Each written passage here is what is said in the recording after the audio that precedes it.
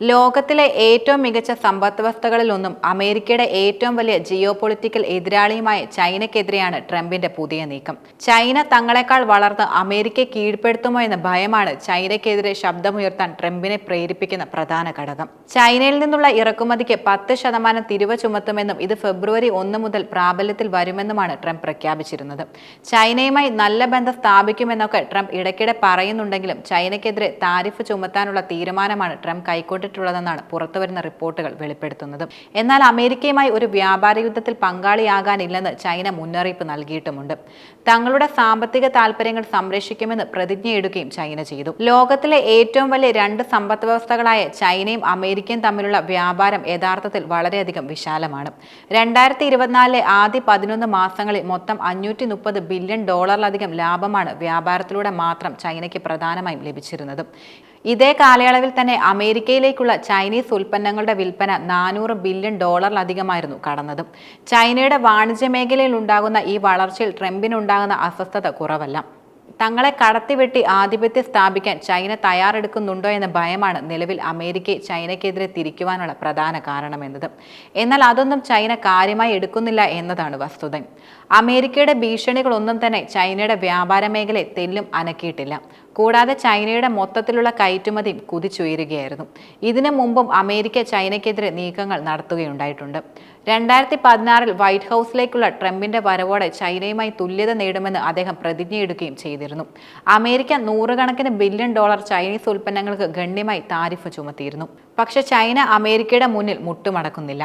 American ഉൽപ്പന്നങ്ങൾക്ക്, പ്രത്യേകിച്ച് American കർഷകരെ ബാധിക്കുന്ന അല്ലെങ്കിൽ അവരുടെ ബന്ധപ്പെട്ട വസ്തുക്കൾക്ക് താരിഫ് ചുമത്തി ചൈനയും അതേ ട്രാക്കിൽ തന്നെ തിരിച്ചടിക്കുകയാണ്.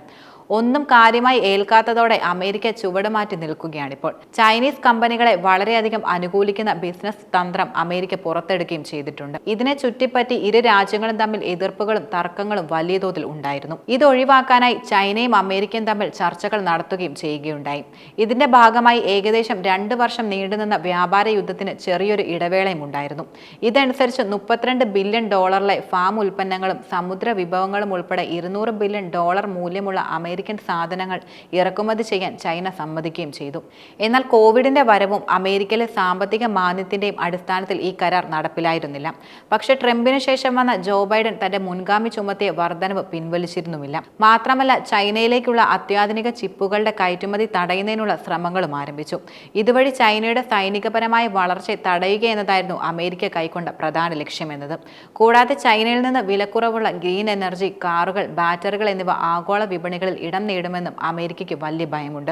ട്രംപിന്റെ രണ്ടാം വരവോടെ ഈ താരിഫുകൾ നിലനിർത്തുമോ അതോ വീണ്ടും കൂടുതൽ താരിഫുകൾ കൊണ്ടുവരുമോ എന്നൊക്കെ നിലവിൽ വലിയ ആശങ്കയാണ് സൃഷ്ടിക്കുന്നത്. ചൈന ഇതിലൊന്നും ശ്രദ്ധിക്കാൻ താല്പര്യപ്പെടുന്നില്ല എന്നതാണ് നിലനിൽക്കുന്ന യാഥാർത്ഥ്യം. ഉയർന്ന താരിഫ് അമേരിക്ക ചൈനീസ് ഉൽപ്പന്നങ്ങൾക്ക് ചുമത്തുകയാണെങ്കിൽ അത് വർദ്ധിച്ച ചെലവായിരിക്കും ചൈന ഉപഭോക്താക്കൾക്ക് നൽകുക എന്നതിലും സംശയമില്ല. സാമ്പത്തിക വ്യാപാര ബന്ധങ്ങളുടെ സുസ്ഥിരവും ആരോഗ്യകരവുമായ വികസനം പ്രോത്സാഹിപ്പിക്കുന്നതിന് അമേരിക്കയുമായി ചേർന്ന് പ്രവർത്തിക്കാൻ ചൈന തയ്യാറാണെന്നും ചൈനീസ് വാണിജ്യ മന്ത്രാലയം നേരത്തെ തന്നെ വെളിപ്പെടുത്തുകയും ചെയ്തിട്ടുണ്ട്. എന്നാൽ അതിന് വിരുദ്ധമായിട്ടാണ് അമേരിക്ക പ്രവർത്തിക്കാൻ പോകുന്നതെങ്കിൽ അത് ചൈനയുടെ അമേരിക്കയുമായുള്ള വ്യാപാര ബന്ധത്തെ കാര്യമായി ബാധിക്കുകയും അമേരിക്കൻ വ്യാപാരത്തിൽ തന്നെ ചലനം സൃഷ്ടിക്കുകയും ചെയ്യും. അതിലും യാതൊരുവിധ സംശയവുമില്ല. മറിച്ച് പ്രത്യക്ഷത്തിൽ ചൈനയെ ട്രംപിന്റെ യാതൊരു തീരുമാനം ബാധിക്കാൻ പോകുന്നുമില്ല. അതാകാം ഇത്തരം തീരുമാനങ്ങൾ അധികാരത്തിലേറിയ പാടെ പുറത്തിറക്കിയ ട്രംപിന്റെ നടപടികളെ ചൈന പരിഗണിക്കാത്തതിന് പിന്നിലുള്ള കാരണവും.